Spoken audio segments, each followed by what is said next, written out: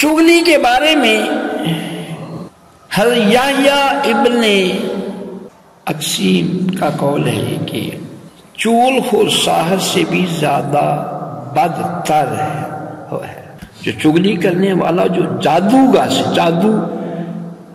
جو ہے وہ جادو بہت بڑا جرم ہے۔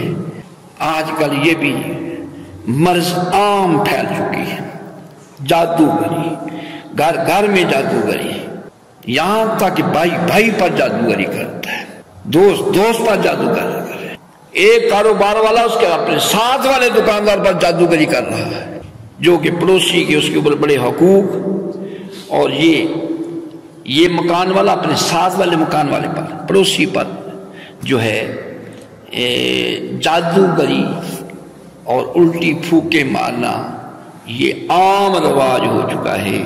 یہ بہت بڑا جرم ہے، اور فرمایا ان دونوں جرموں میں جادوگری اور چغل خوری، فرمایا چغل خوری جادوگر سے بڑا جرم ہے۔ تو فرمایا کیونکہ جادوگر تو ایک دن پڑھائی، ایک دن اس کے اوپر جادو والے تویز پھینکی، پانی پھینکا، ایک دفعہ کیا، جو ساحر ایک ماہ میں بھی نہیں ہو سکتا۔ جو جادوگر جو ہے اس کے اوپر پڑھائی کرتا ایک مہینہ، پڑھائی پر تو چغل خوری، اس نے چغلی کی، غیبت کی، دو بھائی تھے آپس میں ایک دوسرے کے، چغلی نے دشمن بنا دیا۔ تو فرمایا کہ چغل خوری گناہ کبیرہ ہے۔ تو آقا علیہ السلام کا فرمانے عالی شان ہے کہ چغل خور جنت میں نہیں جائے گا، چغل خور جنت میں نہیں جائے گا۔ اللہ تعالیٰ نے موسیٰ علیہ السلام کے پاس وحی بھیجی کہ جو شخص غیبت سے توبہ کر کے مرے گا، ایک بندہ چغل خور ہے، غیبت والا ہے، اگر اس نے غیبت سے توبہ کر لی، یہ اتنا بڑا جرم ہے، توبہ کرنے کے بعد اگر وہ جنت میں جائے گا تو سب سے آخری بندہ ہوگا جو جنت میں جائے گا۔ اتنا بڑا جرم ہے۔ اس نے پہلے غیبتیں کرتا رہا، چغلیاں کرتا رہا، لیکن توبہ کر لی تو جنت میں جانے والوں میں سب سے آخر والا یہ ہوگا جنت، جو یہ جرم کر بیٹھا ہے۔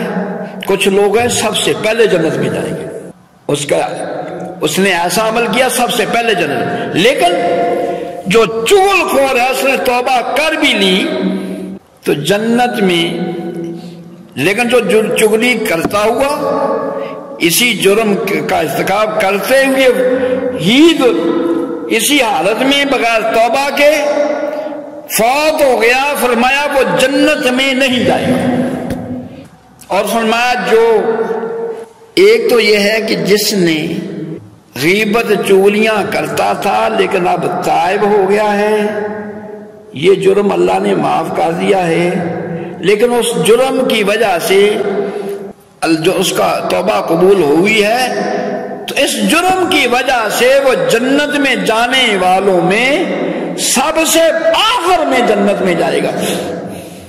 فرمایا جو اسی چغل خوری میں اصرار کرتا رہا، قائم رہا، اور اسی حالت میں مرے گا، تو فرمایا سب سے جو جہنم میں لوگ جائیں گے ان میں سب سے پہلے جہنم میں جو ڈالا جائے گا وہ چغل خور ڈالا جائے گا سب سے پہلے۔